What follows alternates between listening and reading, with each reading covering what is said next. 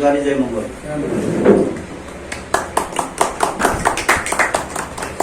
युग पुरुष अमर डाक्टर गोपाल गुरुङको ऋण तपाईँ हामीले कहिले पनि चुक्ता गर्न सक्दैनौँ। यो कुरो तपाईँहरूले ग्यारेन्टी लेखेर राख्नु।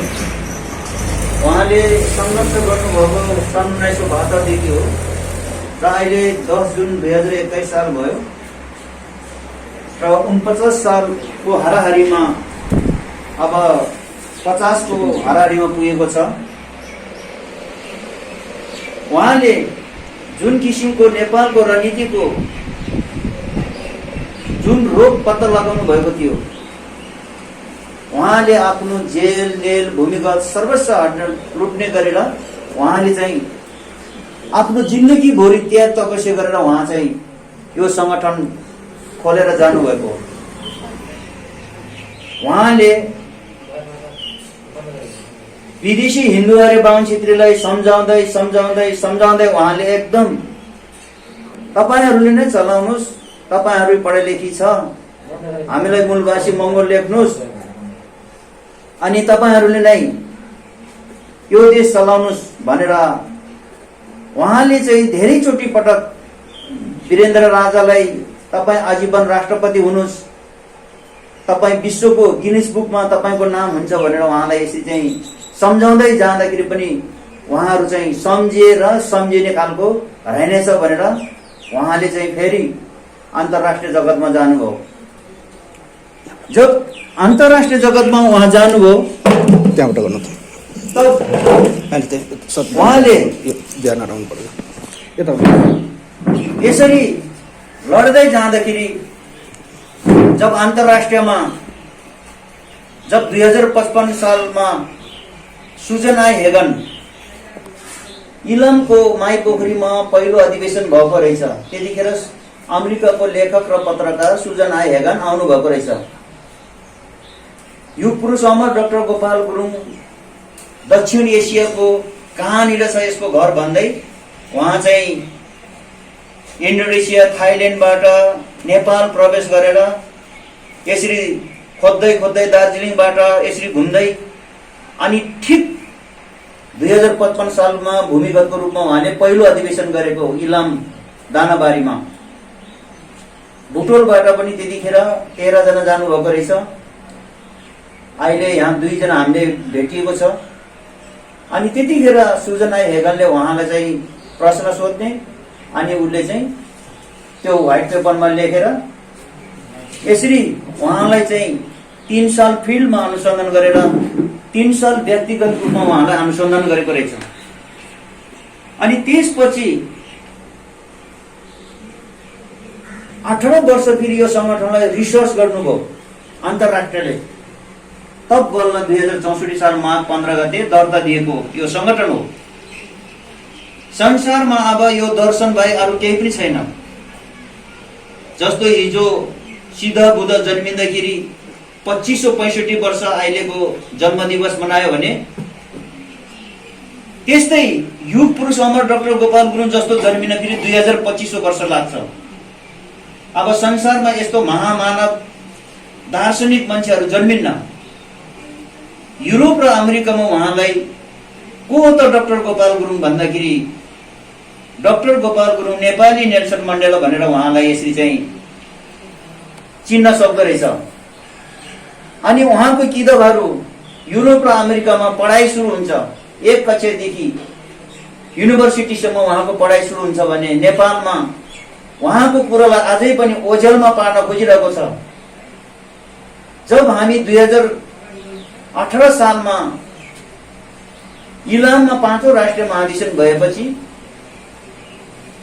जब मङ्गोल नेशनल अनुष्ठानले त्यो अधिवेशनमा अहिलेको वर्तमान प्रेसिडेन्टले हामी अब 5 सालपछि हाम्रो देश आफै चलाउँछु, नयाँ नेपाल बनाउने मास्टर की दोस्रो पुस्तालाई हस्तान्तरण गरेर जानुभएको छ, ढुङ्गालाई दुध मान्छेले मुख खुलाएर संस्कारका रूपमा यिनीहरूले केही पनि गर्न सक्दैन भनेपछि त्यसपछि बल्ल यिनीहरू उहाँले भन्नुभएको थियो अब 1 सालपछि बाहुनहरूले बाहुनको खिलाफमा बोल्छ भन्दाखेरि जब हामी महाधिवेशन भएर सकिएपछि कार्तिकको लगभग 2022बाट बाहुनले नै बाहुनको खिलाफमा बोल्न सुरु गरे 5 महिनादेखि।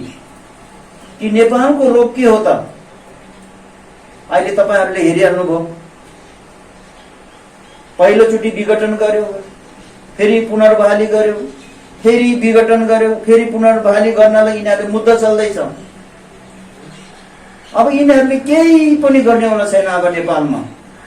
यो दर्शन बाहेक अब नेपालमा, किनभने नयाँ नेपाल बनाउने जिम्मा भनेको मंगोल नेशनल अर्गनाइजेसनको मात्र हो। किनभने उहाँलाई रिसर्च गर्नुभयो व्यक्तिगत रूपमा 3 साल व्यक्तिगत, फेरि 3 साल फिल्डमा अनुसन्धान गर्यो, तराई पहाड हिमाल। फेरि उहाँलाई चाहिँ यो संगठन कस्तो किसिमको छ त भनेर फेरि 18 वर्ष फेरि रिसर्च गर्यो। त यसरी रिसर्च गरेपछि 2064 सालमा यसरी दर्ता दिएको यो संगठन हो। र त्यही कारणले उहाँले चाहिँ आफ्नो जीवनभरि समर्पण गरेर हामीले उहाँको जुन जेल नेल भूमिगत सबै कुरा, जस्तो जेल मुक्त दिवस हामीले मनायौं। अब उहाँको स्मृति दिवस 10 जुनको हामीले मनाउँदैछौँ। अब उहाँको फेरि 27 जुलाईको जन्मदिन हामीले यो मान्नै पर्छ। त्यसपछि फेरि मूलवासी दिवस हामीले त्यो पनि मान्नै पर्छ। फेरि हाम्रो दशैं बहिष्कार कालो टीका त्यो पनि हामीले मान्नै पर्छ। अनि त्यसपछि बल्ल फेरि जयमंगल अभियान। जयमंगल अभियान किन खेलेको भन्दाखेरि हाम्रो बाली राजाहरूलाई मारेको, त्यस्तो जस्तो तिनाउ नदी कुनै तिनो नदी होइन, बालिहाङ नदी उहाँ सागरमाथा चुम्लुङ हो। हाम्रो इतिहास सबै मेट्दै यिनीहरूले गएको थियो। त्यही कारणले अहिले हामी यो स्मृति दिवस चाहे जस्तो सुकै चुनौती आए पनि हामीले मनाउन पर्छै पर्छ। यो चीजहरू हामीले मनाएन भने डाक्टर गोपाल गुरुङको उहाँको दर्शन भिजन नमानेको बराबरै हो। किन कसैले पनि तैले मान यो मान भन्ने होइन। हामीले उहाँको जुन जेलमुक्त दिवस भयो, स्मृति दिवस, जन्म दिवस, इन्डिजिनियस पिपुल डे, दशैं बहिष्कार, जयमंगल अभियान अनि स्तम्भन दिवस, यो हामीले मान्नै पर्छ। चाहे केन्द्रको निर्देशन नहोस् तर हामीले मान्नै पर्छ। यो त्यो केन्द्रको निर्देशनले मात्रै हामीले त्यो इन्तजार गर्ने होइन। किन हामी त हेर्दाखेरि मान्छे हो, तर मान्छेको दर्जामा अझै पनि बाहुनछित्रीले राखेको छैन। तपाईले यति विश्वास गर्नु। अहिले नेपाल विकसितै नहुनु कारण हिन्दूवाद र बाहुनवादको उपजको कुरा हो यो।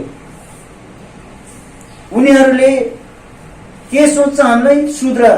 शूद्र भनेको पैदल तल, बाहुन चाहिँ मुख र टुप्पीबाट जन्मेको भन्छ उसको शास्त्र र उसको धर्मले।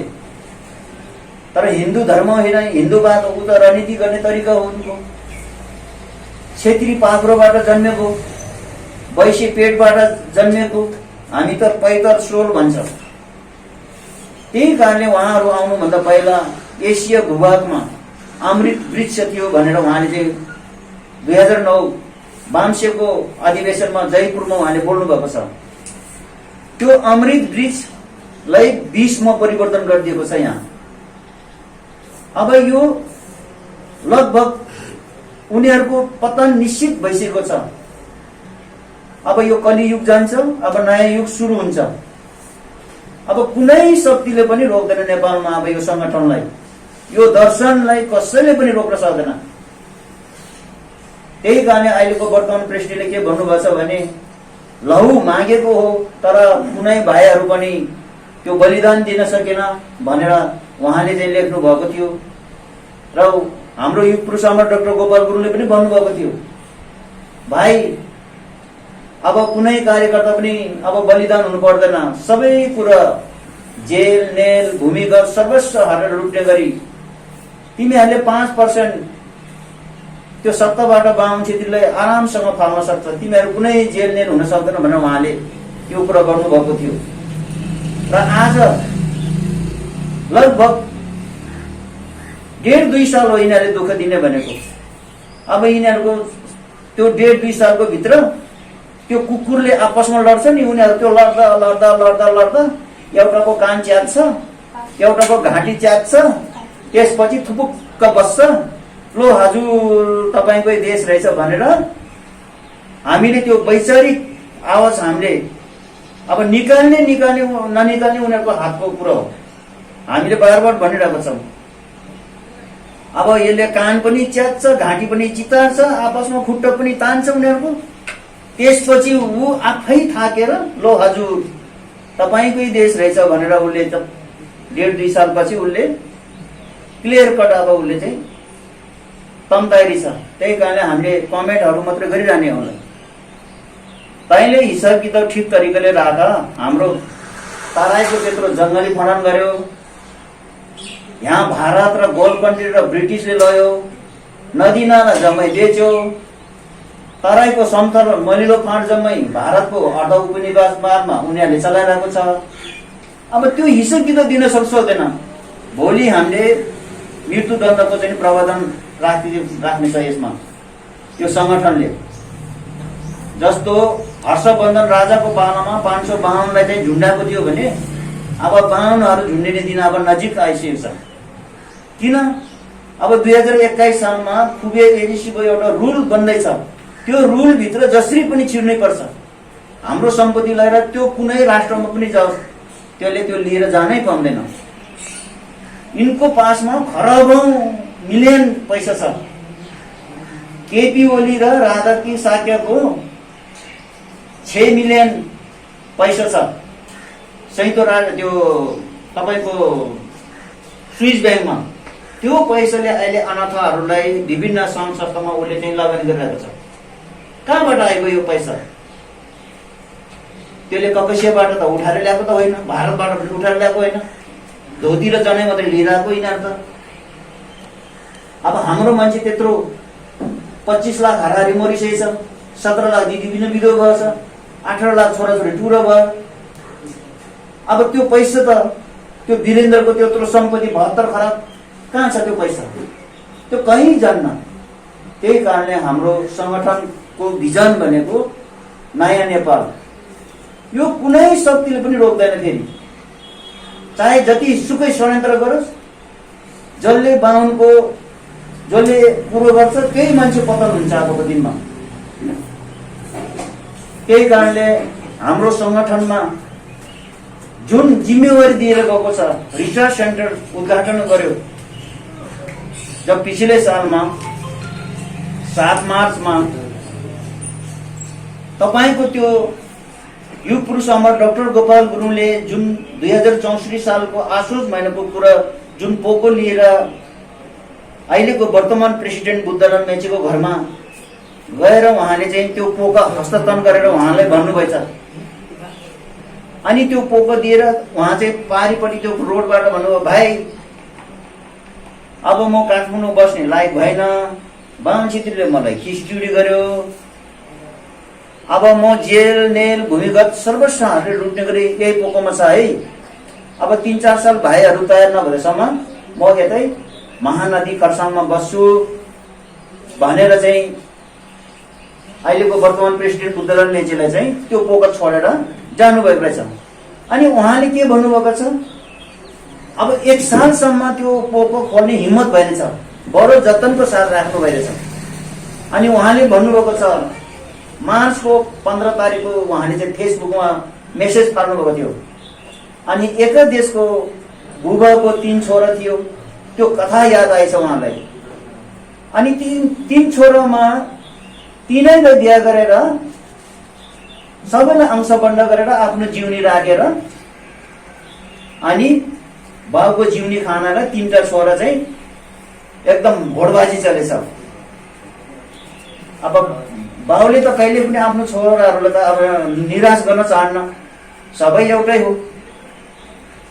अनि आफ्नो बाउले एउटा उपाय रचेछ, अब म 1 सालको लागि तीर्थयात्रा जान्छु, अब 3टै छोरालाई बोलाएर मैले एकुण्ठ उपाय गर्छु भनेर ल अब यो एकुण्ठ मकैको घोका दिन्छु, 3टै छोरालाई बोलाएर भनेछ ल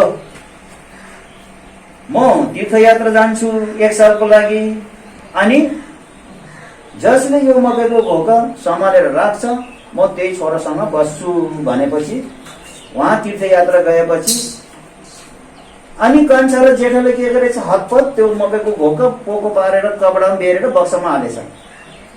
महिलाले रातभरि सोचेछ, अब केही न केही रहेछ यसमा, बाउले त्यसै त दिएछ नि यो मकैको घोका भनेर चाहिँ उहाँले चाहिँ अनि सोचेर भोलिपल्ट बिहान उठेर खेतबारी खनेर त्यो मकै छोडारेर छरेछ। अनि बाउ आउँदाखेरि त होइन, मकै पनि प्रशस्तै छ महिलाको। अनि जब आएपछि तिनटै छोरालाई लो मैले दिएको मकैको घोका लिएर आऊ भन्दाखेरि जेठा र कान्छाको त भुलले खाइदिन्छ। भन्नको मतलब जुन व्यक्तिलाई जिम्मेवारी दिएको छ त्यो व्यक्तिले यो संगठनलाई मौलाएर आज राष्ट्र अन्तर्राष्ट्रसम्म फैलिएको छ भनेर उहाँले चाहिँ अस्ति भर्खर पनि 10-12 दिन भयो यो मेसेज हालेको। 24 घण्टामा सत्ता लिने भने त्यस्तो व्यक्तिहरू पनि आएको थियो, तर आज कहाँ गयो भनेको त भूत राजाले किन्दैछ भनेर उहाँले त्यसो भन्नुभयो। त्यो त्यसरी जो व्यक्तिलाई चाहिँ त्यो जिम्मेवारी दिएको छ अनि संगठनै मै चलाउँछु भनेर त्यसरी कहिले पनि हुँदैन। त्यही कारणले यो संगठन भनेको यो चान्चुने होइन। हिजो मूलवासीको पहाडीहरूले धेरैले धोका दिसेछ, 6 जनाले धोका दिसेछ, 6वटा पार्टी खोलिसेछ। त्यस्तो अवस्थाको बेलामा उहाँले चाहिँ यो संगठनलाई यसरी चाहिँ अगाडि बढाइरहेको अवस्था हो। र उहाँलाई भाइ अब चौथो राष्ट्रिय महाधिवेशनमा उहाँले के भनेछ, अब यो भाइलाई अगाडि सार्नुपर्छ है, अब यो भाइले चाहिँ संगठनलाई डोराउँछ भनेर आङ्ला मारेर निस्किनु भएछ। छने त थियो नि त, अब बढे त हिसाबमा, तर सकेन संगठनलाई चाहिँ धान्न। अनि एक दिन उहाँलाई चाहिँ काठमाडौँ बोलाएछ, छैन केही पनि जागिर सागिर अब। अनि यही बेला थियो भन्छ खेतको मकै बेचेर फेरि उहाँ काठमाडौँ गएछ। त्यस्तोसम्म चाहिँ उहाँले चाहिँ त्यही कारणले रिसर्च सेन्टरमा जो व्यक्ति जानुभयो र आज जो जति आउनुभयो तपाईँहरूले सुन्नुभयो कि उहाँलाई उसको भान्जीले प्रत्यक्ष रूपमा हामी त्यहाँ जुन त्यो रिसर्च सेन्टर प्रारम्भिक रिसर्च सेन्टरको उद्घाटनमा जाँदाखेरि भाइ तिमी 40% पास भयो, अनि 60% पास भयो भाइ, तिमी 80% पास भयो, अब भाइ तिमी पास भएछ भनेर। अनि उहाँले यो कुरा कसरी चाहिँ फेरि जब पश्चिम स्त्रीय मङ्गोल सभा रूपन्देहीको प्रथम अधिवेशन भयो 2072 साल फागुन 29 गते हामीले सिद्धिश्री प्राङ्गणमा भित्राएपछि उहाँ चाहिँ 3 महिनापछि उहाँ बित्नुभयो। अनि उहाँले त्यहाँ सम्बोधन गर्नुभएको थियो, 7.25 मिनट नै बोल्नु भएको थियो बसी बसी। अनि त्यतिखेर उहाँले भन्नुभयो म पनि पुरो भयो, मेरो सपना पनि पुरो भयो, जो भाइहरू बनाउँथ्यो तिनीहरूले अब यो काम गर्छ है, बिदा दिनु जय मङ्गोल भनेर उहाँले चाहिँ बोल्नु भएको छ। अनि हामी महाधिवेशन नजाँदासम्म फेरि उहाँलाई नै चाहिँ अब कार्यवाहक प्रेसिडेन्ट जब त्यतिखेर सेप्टेम्बर 1 भद्र 16 गते हामीले ग्रिन भ्याली फ्यामिली रेस्टुरेन्टमा हामीले त्यो अधिवेशनमा गऱ्यौँ। त्यतिखेर म पनि त्यसमा त्यो जुन कार्यवाहक प्रेसिडेन्ट चुन्ने बेलामा मलाई पनि उपसंयोजकमा राखेको थियो। अनि त्यसपछि प्रेसिडेन्टले त्यतिखेरै बोल्नुभएको थियो, अहिलेको वर्तमान प्रेसिडेन्टले, भाइ तिमी नेता बन्यो भनेर उसलाई धप्की गरिरहने, यसलाई उ गरिरहने। अनि दाइ तपाईँले मलाई त नेता बन्यो भन्ने, अब म कुन आधारले फेरि चाहिँ अब समान नेता सङ्गठनलाई भन्दाखेरि कार्टुनै भरि अन्तर्राष्ट्रिय कूटनीतिको चाहिँ नम्बरहरू दिएछ। ल भाइ यसैमा छ है, तपाईँ कोसँग बोल्नुहुन्छ ल भनेपछि उहाँ चाहिँ ढुक्क हुनुभएको छ।